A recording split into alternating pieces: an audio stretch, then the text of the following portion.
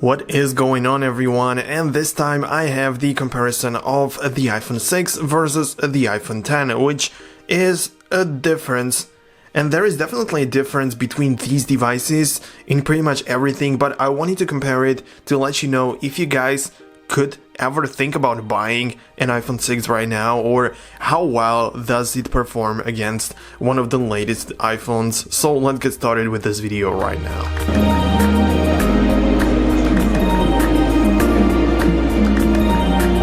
So at first, let me give you guys a bit of a background for these devices, just for a reminder. So the iPhone 10 was released back in 2017, in September of course. It was one of these, it was actually the first one, the first iPhone with this cutout with the notch with the new design. But the same thing applies to the iPhone 6, which was also the first iPhone to feature a 4.7-inch display, whereas the previous models had either 4 or 3.5-inch display. It was the biggest one yet.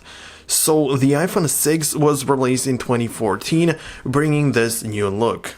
When these devices were released, the iPhone 6 was running the iOS 8 at that point of time, and the iPhone 10 was running iOS 11. Both of these devices can still run the latest version of the operating system, even though with the upcoming version of the iOS 13, it may be a change. So I made a dedicated video just about that, talking about the iPhone 6 supporting, or perhaps not even supporting, the iOS 13. It's somewhere down below in the description, so take a look at it. I already started to talk about the displays of these devices. So on the iPhone 6 we have 4.7-inch Retina HD display with a PPI of about 300, it's actually 326 to be exact, and on the iPhone 10 the display size and the shape is a bit different, but its official size is 5.8 inches. The difference between these devices and these displays is that this one on the iPhone 10 features, for example, 3D touch, whereas on the iPhone 6 there is nothing like that. By the way, if you guys are new here on this channel and if you don't want to miss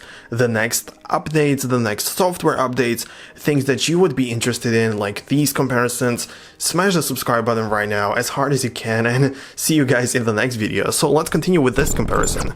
In terms of the other internals, the iPhone 6 has 1GB of RAM and 1.4 GHz dual-core CPU, whereas on the iPhone 10 we have 3GB of RAM and 2.4 GHz hexa-core 64-bit. Both of them are 64-bit, but of course you could expect that the iPhone 10 is gonna be performing a lot better. Okay, so now that we have the specs out of the way, let's talk about the actual 2019 comparison, which is and has to do something with this current situation in terms of Apple iPhones and the iOS. So like I said, the iOS 13 may or may not make its way to the iPhone 6. So I wouldn't really risk it and buy an iPhone 6 right now. I would wait until the WWDC takes place, which is going to happen really soon, and after that we will be able to see if the iOS 13 supports the iPhone 6. Because with this iPhone 10 we are sure that it's gonna be supporting every single new version for quite a few years, so I wouldn't really worry about the software updates on this one. Whereas on the iPhone 6 it is very limited. If it comes and supports the iOS 13, which is this year's version, then the next one, perhaps called iOS 14, will probably not be supported. I mean, there is a big probability. Security on these devices is different, of course. On this one you have the Touch ID, but I have to say that it is only the first generation of Touch ID and we already have a faster one, and this is the old one, which is kind of slow, but it works. And on this one we have the Face ID. I mean, it's arguably the better way to use an iPhone in terms of the security. I don't know, everybody has a different opinion on that, but I like the Face ID. I mean, I don't have a problem with it whatsoever, but it is apparently the future of iPhones. The newer models are only having the Face ID, except for the iPhone 8, which was released and had still the Touch ID. But the iPhone 8 has a capacitive home button, and this one has a real clickable button. so you can hear it, you can really feel the clicking of the button. Whereas on the iPhone 7 and above, those devices that have the home button have a capacitive one where you click it and it creates a sound, haptic feedback, and makes you feel like you're clicking a real home button, but you are actually not. So keep that in mind as well, because it just really changes the user experience a bit, but you can really feel the difference, I mean.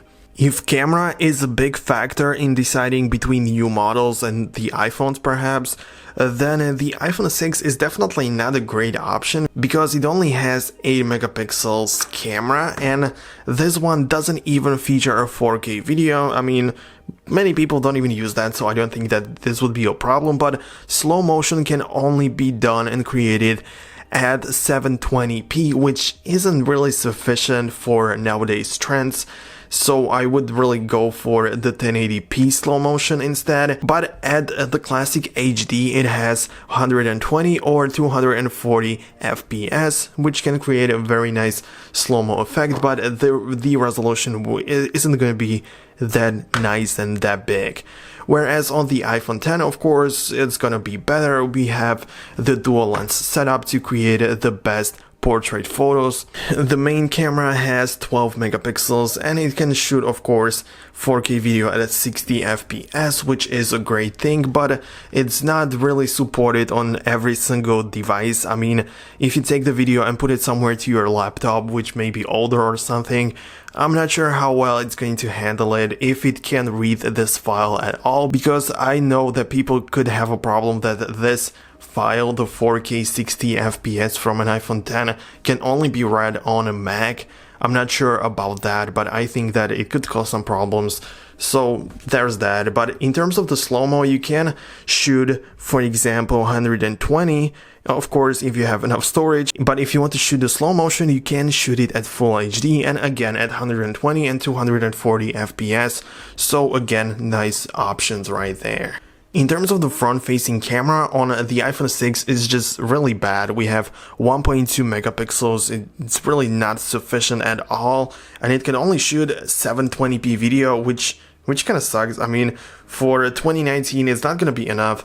I'm not sure, I don't really take too many selfies, but for the people that do, it could be a great phone. I don't know about the quality of that, but I'm just telling you the specs. Of course, on the iPhone 10, it's gonna be a bit better. With 7 megapixels, it's gonna be, or have a better quality, of course, and the video can be at 1080p, which is a full HD video, so I think that it should be a great thing. And you also have the portrait mode right here, which can create a very nice effect of a blurred background. Apple and the newer phones in general are trying to imitate the look of a professional lens, which is like with an aperture of about f1.4 to f2.8.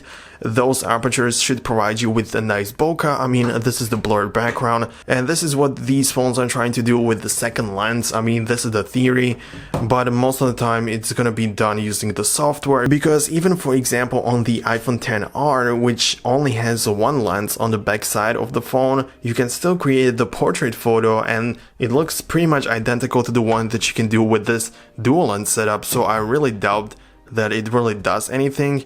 I mean, I think that it's just everything done in software. So yeah, you have to try it out, but I'm not sure how many people do even take the portraits.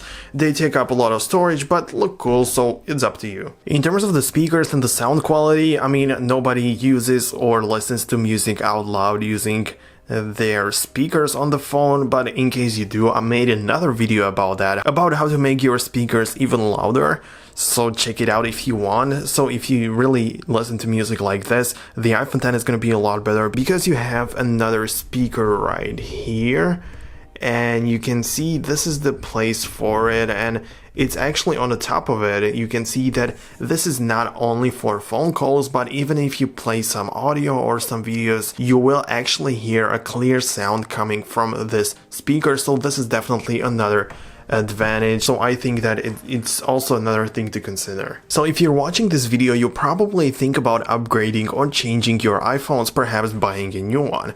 If the decision would be between these, I mean, of course, the iPhone 10 is newer and has better specs. The iPhone 6 is older and has lower specs, but price also plays a big role in these. I mean, if I would be honest, and if you guys ask me which one you should buy, I wouldn't tell you to buy any of these, but I would recommend you buying the iPhone XR. I know it sounds weird, but the iPhone XR has this design of the iPhone X. It is cheaper, and you can still buy it officially from Apple's website, whereas the iPhone X has been discontinued. It's not as pricey as the iPhone X, like I said. It has the new design with the cutout. The battery life on the iPhone XR is insane, and you can choose from many different colors. Okay, I had to say this, but if you just really want to make a decision between these, everything depends on the situation. I mean, if you have the money to update the iPhone X, or if you really want to spend your money on this device, you will probably not regret it because it's fast, it's fluid, it has pretty much all what you would need. But if your budget is limited and you want to spend your money somewhere else besides a phone, then the iPhone 6 is something that you have to pay attention to, because the iOS support ends really soon, and it's just going to get worse with the speed and the performance. So I would recommend you to check it out in person to see if you can handle the speed, or if your friend has an iPhone 6, definitely borrow it from them, and try it out by yourself if you can really bear the speed, because I think that it's pretty slow, but it is usable. So the decision, guys, is up to you. I wanted to make it as easy as possible for you to decide if you are really deciding between these phones, because I know that there are people like this. So yeah, I want to say thank you so much for watching. This would be the end of this video. I really hope that I have helped you with your decision and with your next iPhone. If you are watching this video just to see the comparisons, that's great again. But if I could help you with the iPhone, then I'm really glad. So thank you so much for watching again, and see you guys in the next video. Don't forget to subscribe, of course, and see you guys next time. Peace out.